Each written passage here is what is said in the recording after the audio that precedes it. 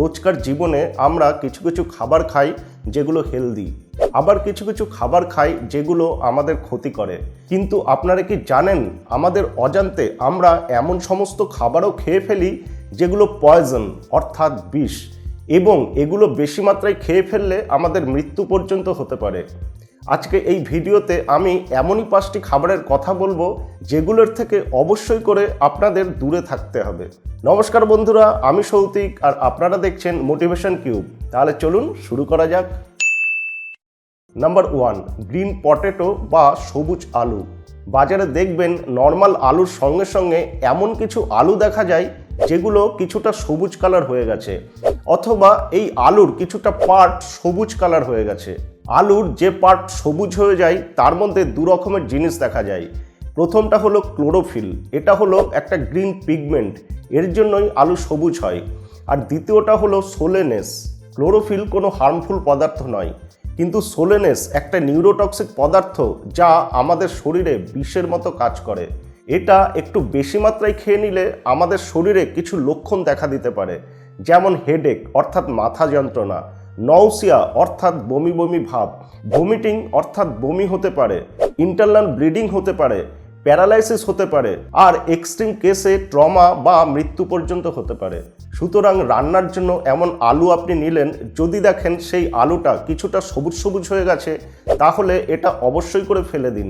এমন জায়গায় ফেলবেন যেন কোনো জীবজন্তুও তা খেতে না পারে। কিন্তু আলুর যদি কিছুটা পার্ট সবুজ হয়ে থাকে তাহলে ওইটুকুনি কেটে বাদ দিলেই হবে, কারণ একমাত্র সবুজ পোর্শনটাতেই ওই সোলেনেস বলে কম্পাউন্ডটা থাকে। কিছু কেস স্টাডিজ এর ওপর হয়েছে যাতে দেখা গেছে মাত্র 450 গ্রাম এরকম পুরো গ্রিন আলুর মধ্যে এত সোলেনেস আছে তা একজন হাড্ডাগোড্ডা প্রাপ্তবয়স্ক মানুষের মৃত্যু পর্যন্ত ঘটাতে পারে। তাই অবশ্যই বাজারে নিজে আলু বেছে নিন, এবং যদি দেখেন কোনো আলু বা আলুর কোনো পার্ট যদি সবজে সবজে হয়ে থাকে তাহলে সেটাকে অবশ্যই করে অ্যাভয়েড করুন। Number 2, brown rice.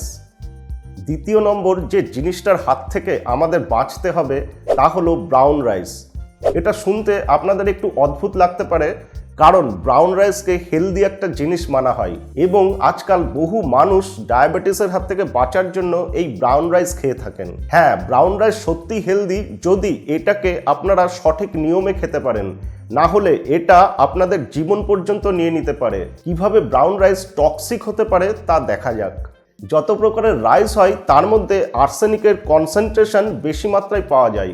আমরা সবাই জানি আর্সেনিক একটা বিষ, এবং এটা মাটিতে থাকে আর জলের মাধ্যমে এটা উঠে আসে। এটা মানুষের মৃত্যুর কারণও হয়ে উঠতে পারে, আর এটা কার্সিনোজেনিক অর্থাৎ আমাদের শরীরে এটা ক্যান্সারের জন্ম দেয়। ধান চাষের সময় বিভিন্ন ধরনের কেমিক্যাল সার, কীটনাশক ইত্যাদি তো দেয়াই হয়, তাছাড়াও জলের মাধ্যমে মাটি থেকে আর্সেনিক উঠে এসে চালে জমা হয়। অন্যান্য সবজির থেকে এই আর্সেনিক তোলার ক্ষমতা ও জমা করে রাখার ক্ষমতা চালের খুব বেশি থাকে। এখন প্রশ্ন হচ্ছে, সাদা চাল ও ব্রাউন রাইসের মধ্যে ব্রাউন রাইসেই বেশি মাত্রায় আর্সেনিক কেন থাকে? অ্যাকচুয়ালি সাদা চাল কারখানায় খুবই প্রসেস হয়, পালিশ হয় ইত্যাদির কারণে সাদা চাল থেকে খুব বেশি মাত্রায় আর্সেনিক বেরিয়ে যায়, কিন্তু ব্রাউন রাইস কারখানায় বেশি প্রসেস হয় না, তাই এর ভেতর বেশি মাত্রায় আর্সেনিক থেকে যায়। এখন প্রশ্ন হচ্ছে, ব্রাউন রাইসকে আমরা কিভাবে সেফলি খেতে পারি? তার জন্য এই চালকে আপনাদের মিনিমাম 8 থেকে 10 বার খাবার জল দিয়ে খুব ভালোভাবে কষলে কষলে ধুতে হবে। তারপর ভাত চাপানোর আগে মিনিমাম 2 ঘন্টা জলে ভিজিয়ে রাখতে হবে, এবং এই ভেজানো জলটা ইউজ না করে ফেলে দিতে হবে। এই প্রসেস ফলো করলে ব্রাউন রাইসের থেকে বেশি মাত্রায় আর্সেনিক বেরিয়ে যাবে, তখন আপনারা এটাকে নিশ্চিন্তে খেতে পারবেন।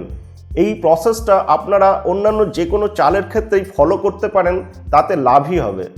নাম্বার 3, নাটমেগ বা জায়ফল। বিরিয়ানির মশলার প্রধান উপকরণ এই জায়ফল, আর অন্যান্য অনেক মশলাতেও এই জায়ফল ইউজ করা হয়। জায়ফলের মধ্যে একটা অ্যাক্টিভ কম্পাউন্ড পাওয়া যায়, তা হলো মাইরিস্টিসিন। এটা ডেঞ্জারাস একটা কম্পাউন্ড।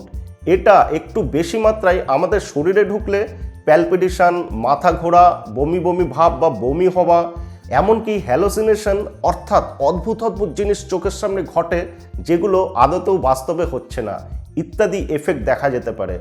জায়ফলের বিষক্রিয়া নিয়ে কিছু কেস রিপোর্ট হয়েছে, তার মধ্যে আমি 2টো কেস আপনাদের বলছি। প্রথমটা একটি 18 বছরের মহিলা প্রায় 50 গ্রাম মতো জায়ফলের পাউডার দিয়ে মিল্কশেক বানিয়ে খেয়েছিলেন। তার 1 থেকে 1.5 ঘন্টার মধ্যেই বিভিন্ন গুরুতর লক্ষণ তার ভেতর দেখা দেয়, যেমন তার হ্যালোসিনেশন হচ্ছিল, মাথা ঘুরছিল, মুখ শুকিয়ে গেছিল, বমি হচ্ছিল।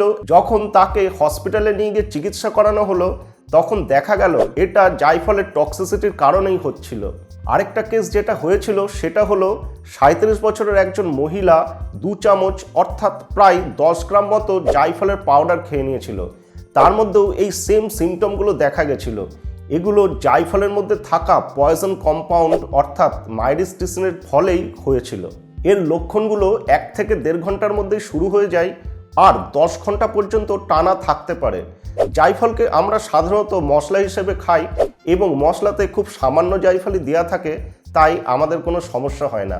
কিন্তু আপনি জায়ফল যখন ওষুধ হিসেবে খাবেন তখন এটাকে প্রপার ডোজে খেতে হবে, কারণ বিভিন্ন ধরনের আয়ুর্বেদিক ওষুধে এই জায়ফল ব্যবহার করা হয় আর বিভিন্ন ঘরোয়া টোটকাও আছে যেগুলোর মধ্যেও আমরা জায়ফল ইউজ করে থাকি। তাই প্রপার রেকমেন্ডেড ডোজ হিসেবেই এটাকে আপনাদের খেতে হবে, না হলে মৃত্যু পর্যন্ত হতে পারে। চতুর্থ যে জিনিসটা আপনাদের অ্যাভয়েড করতে হবে তা হলো বিটার আমন্ড বা তেতো আমন্ড বাদাম। বাজারে 2 রকমের আমন্ড পাওয়া যায়, একটা হলো সুইট আমন্ড, আরেকটা হলো বিটার আমন্ড। বাজারে সাধারণত যে আমন্ডটা পাওয়া যায় সেটা সুইট আমন্ডই, কিন্তু লাভ করার জন্য অনেক সময় এর সঙ্গে বিটার আমন্ডও মিক্স করে দেওয়া হয়। এই বিটার আমন্ড কিন্তু টক্সিক বা বিষাক্ত হয়। এর মধ্যে যে বিষাক্ত কম্পাউন্ডটা পাওয়া যায় তা হলো হাইড্রোজেন সায়ানাইড। আর আপনারা অলরেডি জানেন সায়ানাইড খুবই বিপজ্জনক একটা বিষ। এটা সামান্য জিভে ঠেকলে সঙ্গে সঙ্গে মৃত্যু হয়। বিটার আমন্ডের টক্সিসিটি জানার জন্য অনেক স্টাডি হয়েছে, তাতে দেখা গেছে 6 থেকে 10টা বিটার আমন্ড কেউ যদি খেয়ে নেয় তবে তার মধ্যে খুবই সিরিয়াস বিষক্রিয়া হয়ে যাবে।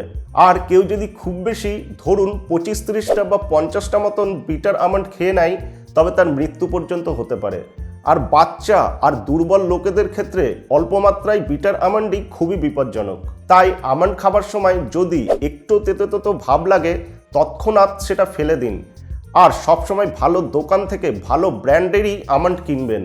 এই ভিডিও ডেসক্রিপশানে আমি সুইট আমন্ডের ভালো লিঙ্ক দিয়ে দিচ্ছি, সেখান থেকেও আপনারা সুইট আমন্ড কিনে নিতে পারেন।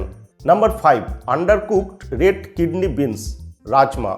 পঞ্চম টক্সিক জিনিসটা যেটা আমাদের খাওয়া উচিত নয় তা হলো আন্ডারকুকড রেড কিডনি বিনস, অর্থাৎ এরকম রাজমা যেটা পুরোপুরি সেদ্ধ হয়নি। রাজমার মধ্যে একটা টক্সিক পদার্থ পাওয়া যায় যাকে বলে লেকটিন। এটা কিছু মাত্রায় আমাদের শরীরে গেলে বিভিন্ন ধরনের প্রবলেম ক্রিয়েট করতে পারে, যেমন পেটে ব্যথা, নওসিয়া, বমি হতে পারে আর এক্সট্রিম কেসে মৃত্যু পর্যন্ত হতে পারে। তাই যখনই আপনারা রাজমা রান্না করবেন অবশ্যই ভালোভাবে সেদ্ধ করে নিন। আমরা যখন রাজমাকে পুরোপুরি সেদ্ধ করে নিই বা রান্না করে নিই তখন এর মধ্যে যে টক্সিক পদার্থটা থাকে লেকটিন সেটা পুরোপুরি ধ্বংস হয়ে যায়। তাই রাজমাকে কাঁচা অবস্থায় খেলে বা অর্ধসেদ্ধ অবস্থায় খেলে তার মধ্যে খুবই সিরিয়াস সাইড এফেক্ট দেখা যেতে পারে। কিছু সায়েন্টিফিক স্টাডি হয়েছে, তাতে দেখা গেছে মাত্র 5 থেকে 6 দানা কাঁচা রাজমা খেলেই শরীরে সিরিয়াস সাইড এফেক্ট হতে পারে।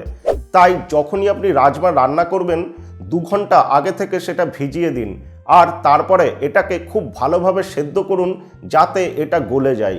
রাজমা অল্প মাত্রাতেও যদি কাঁচা থেকে যায় তবে তাতেও লেকটিন থাকে যা শরীরে খুবই বিষক্রিয়া ক্রিয়েট করতে পারে। কিছু স্টাডি এও দেখিয়েছে যে রাজমাকে শুধু ভিজিয়ে রাখলে অথবা অর্ধসেদ্ধ করলে রাজমার ভেতর ল্যাকটিনের কনসেন্ট্রেশন প্রায় 5 গুণ বেড়ে যায়। তাই অবশ্যই করে রাজমাকে খুব ভালোভাবে রান্না করে তবেই খান। ভিডিওটা হেল্পফুল মনে হলে প্লিজ অবশ্যই একটা লাইক করে দেবেন। ভালো থাকবেন, সুস্থ থাকবেন, ধন্যবাদ।